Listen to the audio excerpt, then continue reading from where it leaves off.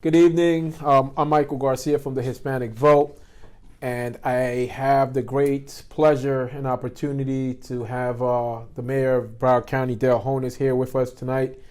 As I previously stated, we've been doing interviews with elected officials here in the county and leaders during this COVID-19 virus that's going on, and we have here the mayor to give us an update of what's going on, where we're at, where we're going forward. And as the mayor, I can't think of anyone more appropriate than the mayor to come give us an update. So with that being said, welcome, Mayor. Social distancing. All right. Before we get into the COVID, can you give us a little background on the people that don't know some of the background? I like to have people give us a little background on yourself, and then we can get into the questions. So I was born in Jamaica. Yardy. Yeah, man. Yes. And I moved here at 17 years old. Finished high school at Plantation High. Attended Broward College for a little while. Was actually a freshman senator at Broward College while I was there for the short time I was there. Bought my first house at 22 years old. So I've got in the business of real estate many years ago. And it's always, when you came, did you come to Miami or Broward? Broward Straight to Broward? Straight to Broward. Okay. Landed in Miami. Miami International Airport. Because back then, Fort Lauderdale wasn't much of an international airport. I've seen the transformation of Broward County in an amazing way over the years that I've been here. And got involved in owning my own real estate company. And as a result of that, became a member of the Political Action Committee for the Realtors and interviewed all the candidates for the city of Lauderdale and amongst many other cities. I was living in Lauderdale at the time in 1998. And there was a place called Deepside, the central part of Lauderdale, that was pretty rough.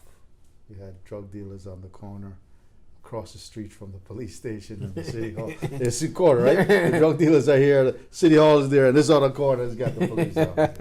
I mean, and it was just mind-boggling. Interviewing those candidates and folks telling me, well, I don't know that we can do much about it. And another person who served for many years said it's not unusual for that kind of stuff to happen in urban communities. So I says, hey, if that's their mindset and they're there, I can probably do a little better. So I worked in cleaning the neighborhood up. If you go down 56th Avenue now, you'll see a landscape along the medium strips and on the swales and irrigation system put in, clean the whole area up. It's much different now. There's still tremendous amount of work that needs to be done. I said I was going to work with helping grow the business community. I started a Chamber of Commerce. We did some sister city program for international stuff, created sister city with several countries, including Brazil, Sao Paulo, Suzano, a city in Brazil that we still maintain many of these relationships with. I'm really keen on helping economic growth and job development because it's critical for people, especially people of color, to be able to be given economic opportunities. And not just a job, but an opportunity to entrepreneurship. Entrepreneurship is what has driven this country over the many years. People are willing to work the extra time. And that's why I say a country like Cuba doesn't flourish as well. Not that everything is bad about it, but when you take incentive away from people to earn and prosper on their own will, you diminish the growth and development of your community. No, that is, I'm with you on that. I think that's one of the best things this country has is the opportunity for people to start from nothing and then make something of themselves. So, because you can't find too many countries in the world that you can be a young man from Jamaica and become an elected official, It's not too many countries in the world. America, maybe Canada, but not have a foreigner come out and become a citizen and then become someone upstanding in the community. The mayor of a county of 1.9 million people with a budget of $5.8 billion. That's I don't know that I even dreamed of doing that when I was a kid. Yeah. But that's the amazing thing about this great country, and it is a great country, and it's been a great country. Now, is it perfect? No, it's not. There are a lot of things that we need to still do to fix it. But the greatness of this country is that through the political dialogue, you can find solutions. And maybe your solution didn't get adapted or accepted at first, but over time, if you keep doing that and people learn and understand more of what you're trying to do, yes, it does. When I got to the county, it was a tough time to get other elected officials to support small business, minority and women-owned business. Today, they're trying to do more than I. So it's a beautiful thing. It's a beautiful thing. It's a beautiful thing. So you mentioned how big the county is, the budget, and obviously right now we have this Corona thing. And so please tell us where the county stands number-wise. Okay. What do you think when, because it's on everyone's mind, right? There's two things on people's mind. Are we containing it? People are more people going to get sick, and when we're going to get back to work? Okay, so those are very valid questions. So if people were paying attention, they realize that the numbers in Broward County got out there first and higher than Miami-Dade County.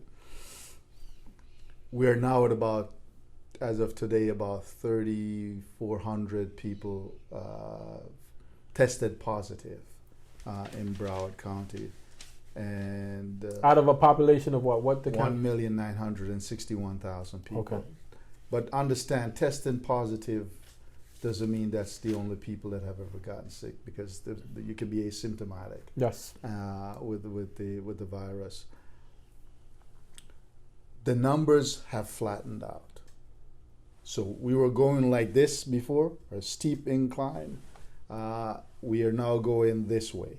Okay. So the next move is downwards, and I see some trend in that way also. So we've peaked in my mind. We were flattened out, and we're about to go down.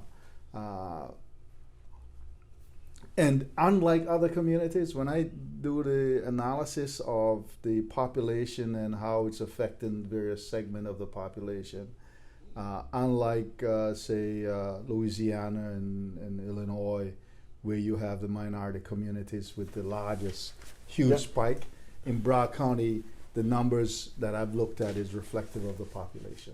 So it's spread across the board? It's spread across the board. So for example, the African American community in large urban areas in Chicago and New York and in Louisiana, you find in Michigan especially, you see the numbers are really disproportionately high in those communities. In Broward County, blacks make up about 30% of the population, Hispanics 30%, and then about another 5-6% other minorities on the balance, whites. The numbers are tracking just at about that. About 3-4 days ago when I looked at it, the African American numbers were like 33% compared to 30%. And then today I looked at it, it's 29% compared to 30%. So, and the Hispanic number is tracking pretty similar to that. So it is what it is. It is that. Now, do you attribute that to the county being a little bit spread out compared to New York, Michigan, that you have those big, dense populations? Yeah. So I attribute it to two major things. One, Dr. Paul Atachi, who heads the Florida Health Department in Broward County, once this thing started, we tested aggressively. And that is the reason why you saw the large numbers here compared to Miami-Dade County. Miami-Dade County is now over 7,500, I believe, people. But we had more cases before they did, according to the statistics. But we were testing more than they were. Okay. So that gave us the ability to then isolate people who had the virus. And that I wanted the protocol. To contain it. So that protocol is, you hear them talking about tracing folks now. Mm-hmm. That was being done very early in Broward County. Okay. So our numbers haven't gone up as much as Miami-Dade County. We are 1.9 million people. Miami-Dade County is 2.6 7 million people, but the numbers are not tracking in the same way. Our numbers are less now. So I'm grateful that we take those steps at an early stage, which benefits us now. The question is, where do we go from here? So we see this flattening and hopefully a drop. So when you say flattening, and I want to get a little bit more into that. So when you said it was a steep incline, what numbers were you seeing on a daily basis or weekly? So on a daily basis, I think we peaked at about a little over 300. Now we're being diagnosed with, okay. Yeah. So it started gradually, right? And each day you'd see that number kind of double up, and it goes up, and then it got here, and then it does this. Okay. So you've seen almost the same amount of new infection rate each day. Okay. And in some instance, so it's doing a little bit of this now, but it's not going back up here again. It's not, okay. Okay, so that's where we are.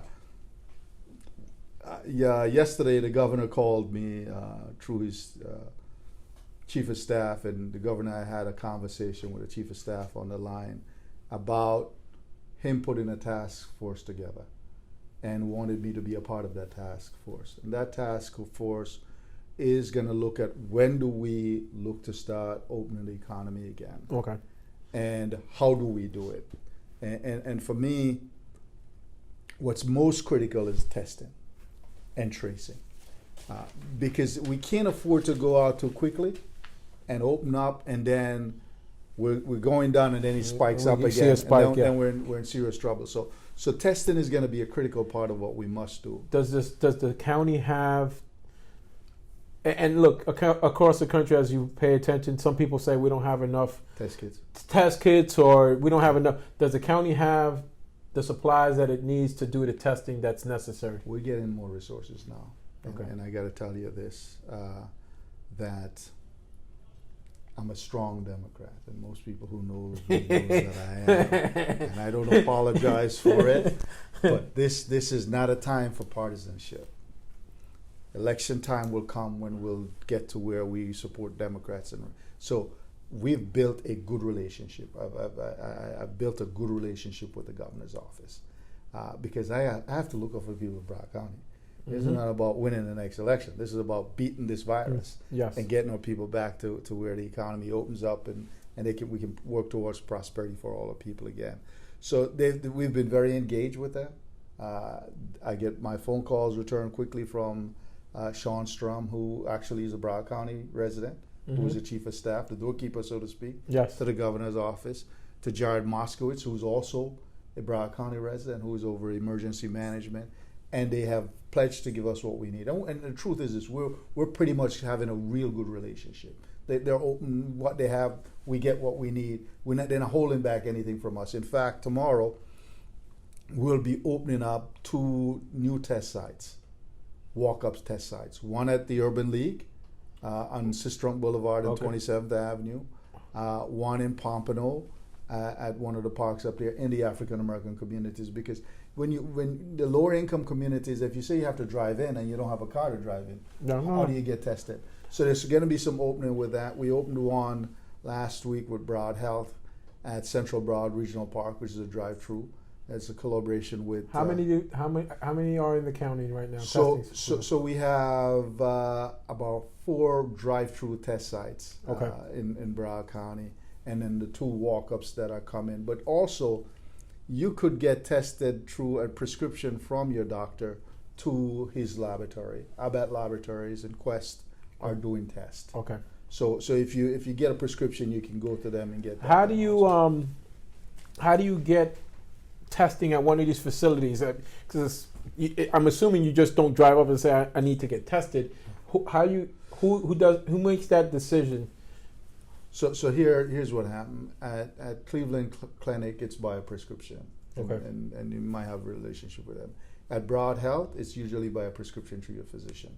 But there's also a number that you can call to Broward Health, and if you call that number and you don't have a physician, you don't have health insurance, they will get you telemedicine and then get you a prescription through their system. They're trying to get folks who show some symptoms, or who's been in contact with someone who has the virus. And in the one at CB Summit Park, they look for folks who are over 65 years old, and our first responders on the front line. So those are the ones who are given the priority. The other sites are open pretty much to prescription, and if you don't have one, as I said, Broad Health will let you in to see what they can do to help you to help you get it. So one, test it and go back to where we can isolate people. So if we open up and we don't have the protocols in place to test enough people and to isolate them once they show symptoms and get them out of the general population so that they're not spreading this virus, then we're going to spike. So we can't afford that. So that's one thing we got to do. But the county has already a process in place. The discussions are on the way. Okay. Okay. And the mechanisms are being put in place to help facilitate that. Okay. So you have the test, robust testing, broad testing.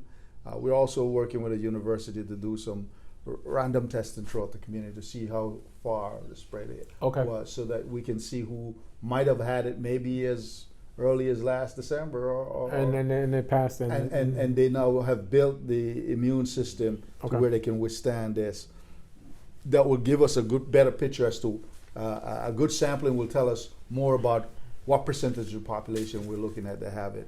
That will then tell us, hey, we know that 20-30% of the population might now be immune to having this virus, which makes the spread less likely, because if you have built the immunity against it, then you won't contract it from someone else. So that's a part of what's being done. The other piece of what we've got to look to do is this: the same distancing, hygienic protocols of washing your hands often, not touching your eyes, or mouth, or face, will need to be maintained. We also need to look at spacing, even if we were to open restaurants. Maybe have them operate at half the capacity that they're used to. Okay. And throughout the whole workplace, go to where we're distancing from folks, where you're 6 feet away from each other. So it limits the ability to spread if we're gonna open up. But here's the key: this pandemic, this unprecedented virus attack on humanity, all of us in the world, has shut down the economy, which means that you now have a devastation on the people in terms of paying their own way, finding funds for them to live, to eat, to pay rent. So at some point in time, we have to be looking to see how we get back there, because we'll beat the virus, in my mind. I think we are beating it right now, because many people are taking the shelter at home and the social distancing and using all the hygienic protocols that are needed to stop the growth of it. When we open, we got to look to see how we open and how we fast track the growth of the economy again. And that's a big part of what I'm looking at and working with our county administrator to see how we put projects out so that the income stream that was going to be one of my questions. Yeah. What is the county? And I know the county, normally this comes from high up, the money and stuff like that. What is the county looking to do to kind of help this? Is the county have any funds to help people out, or is it just more trying to get businesses open and trying to get county jobs, contracts that are out there to kind of, So it's both. We don't have the trillions of dollars at the federal government. No, I understand, and that's why, what other mechanisms besides financial that the county can do to kind of help people? So I want to go there. So basically, we set aside at our last meeting $4 million just for COVID-related issues. Okay. On the next meeting on Tuesday, we'll move $500,000 to deal with the homeless population, because they've been devastated. Okay. To make sure they have some resources and some help. We're actually putting some money out for nonprofits to help keep them afloat also. Okay. For those who are in the arts, because if you're an artist, it's over for you right now, pretty much. So that's a portion of what we're doing. Our Office of Small Business and Economic Development is helping our small business especially traverse through the process of getting the federal money that is there. I did a letter this week to members of Congress and the Senate that part of what they should look to do is shelter this new $250 billion that they're talking about putting out, a second phase of the CARES funding, that they shelter some of that money for small business, smaller business.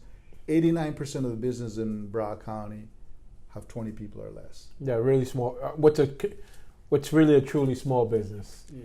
And the money that came out has been gobbled up by the bigger ones because they have the relationship with the banks. They're going, the bank is going to pay more attention to you or me who have 10, 20 people in our operations. Yes, no. So that money is gone. So I want to make sure, and there's good conversation. I'd suggested that they shelter a certain portion of the funds, at least 10 billion minimum, for those businesses that are less than 20 people. But members of our delegation are talking about 50 people, because this small business classification in the United States is less than 500. It's less than 500. Yeah, which for a small, somebody that's running a operation of 5 to 10, someone that has 100 employees, 200 employees is a pretty big business. They're huge. They got specialized accountant. They have specialized attorneys. They have lobbyists. They have consultants. They got access to every. They have what? They're not really a small business, but for the SBA purposes, they consider a small business. But yes, because if you have 100 employees or more, you have a pretty successful connections all over the place with everyone that they can go into their bank and say, "Look, I need the money and I need it now." So when do you expect, or when can you project that the Broward would start opening up? Because I'm seeing just in the streets, I'm seeing a little bit more traffic than normal. Mm-hmm. And I'm assuming people are getting a little bit antsy and say, look, So part of what I think will happen is the people are going to decide, well, the news is saying things are getting better, so I'm not as fearful anymore of going out. And I guess you're seeing a little bit of that. I don't have an exact date because we have to depend on the science to tell us that we've really hit the mark where we can go down. And the second part of it is we have to analyze to see whether or not the number of hospital beds, especially acute care, that we have enough so that if we go back out and there's a little spike, it doesn't overwhelm our system. So that's a part of it. But I think that within the next few weeks, we should see some, and again, it'll be gradual. It's not we're going to go open and say you can go back to doing what you, because I got to tell you, life as we knew it, it's different now. It's totally different. And they have the bumps. It's a little bit more going to be more common. Exactly, you're going to see more of it. People will probably continue to wear masks, and we might recommend that, especially in restaurants. If you're being served, if you are a grocery store, if you're coming in contact with a lot of the public. That you do that. Because I'm a lawyer, and the courts have been shut down, and meaning shut down. Courts are still working, but there's no public interface. Yeah. The courts are supposed to be opening up back end of May. Mm-hmm. So is that some way? I think that timeline would probably seems possible for us to be looking to start loosening up a bit and start some opening. Will we be totally open? Maybe not, but I anticipate we'll see some gradual movement towards opening the economy again so that folks can earn a living. Now, so here's my other question. The elections. Mm-hmm. We have an election cycle. As you well know, there's some elections coming up. I'm up for re-election, but thank God I have no opposition. There's no opposition. Not this time, not yet. Not yet. Hopefully it stays that way. Hopefully it stays that way. Yeah. So last November, the supervisor election mailed out 1,183,000 vote by mail ballot request forms. He got back 200,000, and those were postage paid. And I recommended that he made it postage paid, and help with the design of the piece. So it's the 200,000 that came back. We anticipate more people today will want to do it by mail than before. Okay. So I suggest to him that he does a second mailer. Come Tuesday, we're going to be debating that issue. He wants 1,300,000 for more vote by mail, another mail out for the vote by mail, some new equipment, and a little bit for some additional staffing. people are going to be reluctant to go out and interface with folks, even at the voting side, thinking that there could be lines. And there could be lines, because I think this election cycle is going to be one that's very heated, and we'll see a pretty sizable turnout. Even though a lot of people don't vote in the municipal and the primary elections, come this August, you'll have the state representatives, the state senators, the judicial candidates, school board members. You'll have the public defender, the county commissioners, the state attorney, the sheriff's office, the clerk of courts. Anything that's vital to the county. Of election. Anything that's vital to the county that affects your life most directly is going to be in August. Yes. There's obviously some municipal races in November, right? But the races that have a significant impact in the day-to-day lives of Broward County residents is going to happen in August. So the person who decides whether someone get prosecuted or not is August. The person who decides if you get public defender to support your case because you're a low-income person is August. The person who determines whether you get arrested or not, for the most part of Broward County, the sheriff, is August. The clerk of the courts is August. So there's so much riding on this August election that people ought to ensure that they're engaged in doing what they need to do. And that's my concern, because I think the last cycle that we had in August with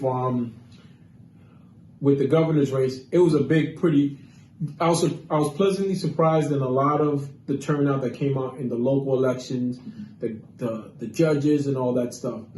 I'm concerned that August there may be somewhat of a letdown, because it might be overshadowed by the November race, and then we have this COVID thing. So what do you think about that? Well, so one of the things that in the last election cycle for the governor's race was you had a very hotly contested primary election for the Republicans and a very hotly contested primary elections for the Democrats. There were like 5 or 6 Democrats running for the seat, and about 3 strong Republican candidates running. So we probably don't have that to drive us this time, but it's still very critical. No, it's real critical. It's extremely critical. So elections are going to go forward. Come November, when you vote in November, the people who vote in August tells you who you can vote for. If you don't vote in August to determine who moves to the general election, if there's a runoff for any of these offices. No, that is correct. So we talked about that. We talked about funding. What other issues? These food pantries. Look, obviously, there's a lot of people hurting because of the shutdown, and I believe that the longer it goes, it's going to really hurt us, and it's going to take us a little bit more time to get out. So hopefully, by the end of May, and I think May is kind of late, but obviously people are hurting now. What is the county doing? So a big part of what we're doing, in fact, I spent a good portion of today working with the county Parks Department and Feed in South Florida, and actually the City of Lauderdale and some other folks, the Urban League, to organize some more food giveaways. Feed in South Florida, we're setting up a site, and I sent out this morning a list of all the sites. There's a site in Miramar, there's one in Pembroke Pines. They're not every day. There's one now in Quiet Waters Park in Deerfield. We're doing one hopefully in Lauderdale come Monday next week. But they're spread out throughout the county at this point in time, where folks can drive up, open their trunk, and food is dropped in the back of their car, closed down, and they keep going. We're going to see more of that, and we have to be prepared to ensure that we're helping with that. The Commissioner of Agriculture called me yesterday and told me that the farmers are trying to make connections to give away food also, because they're not able to. They're not sell it. The system that they had in place to sell to restaurants, to Shut down. The ships. It's all shut down. Yeah. So they have food out there that they need to be able to put out, and they're working to get that out to folks. We had that cruise that was off a week or two ago. Zandam and Rotterdam. Yeah. I mean, eventually we let them on. We let them right. How was that? So we had to negotiate with them to ensure that they had proper protocols in place. That when those ships dock, the folks on those ships wouldn't be stranded in Broward County and continue the spread of the virus. And also they made arrangements for those who were too ill to travel home, that they were accommodated in the hospitals. So we negotiated that when the ships land, the folks who were healthy enough, there was about 1,250 passengers on there, were able to go straight to the airport. So they got in a coach bus. They went to the airport, to the tarmac, right on the pavement, walked the steps up into the aircraft, and they were out. I saw the coach buses. Yeah. I saw the big police escort. I'm like, what's going on? And then I saw 2 or 3 buses. I'm like, oh, those are the people on the ship that just got sent home. But understand how important it was for us to do this. First, we had about 50 people from Florida on there. Some of them local residents right here in Miramar and elsewhere. And we had a total of 311 American citizens, fellow Americans. You can't leave them stranded.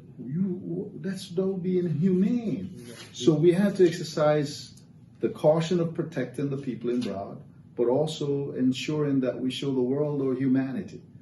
And here's another piece. Those passengers were, majority of them were from Canada, the United Kingdom, Germany, and France. When you take those out, that was probably, with the Americans, that was probably 80-90% of all the passengers on there.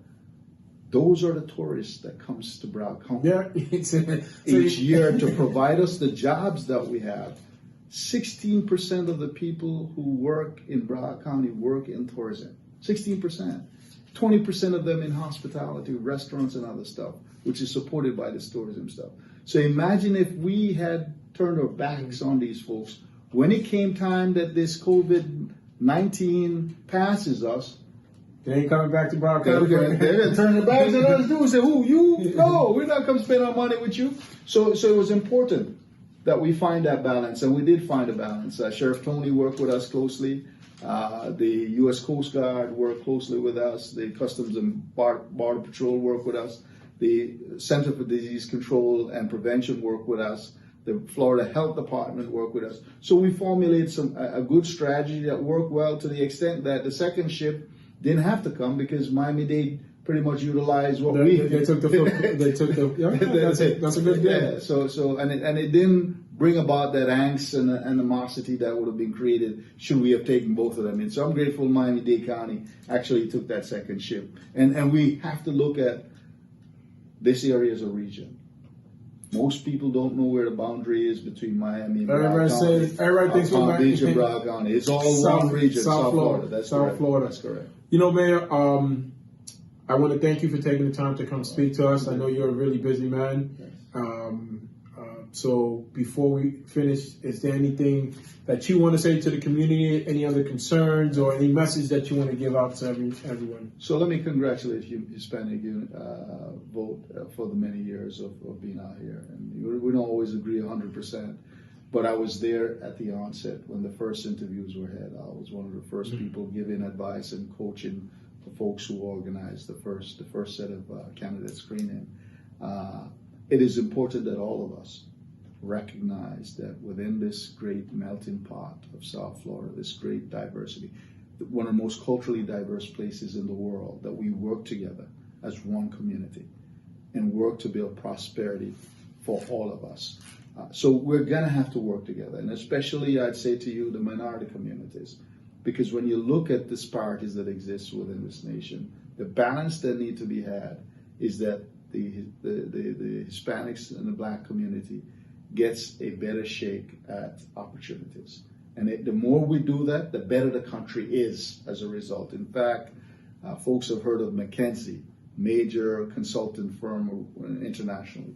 They did some research that says if we end the economic disparity that exists within our country, we could grow the economy by $1.5 trillion.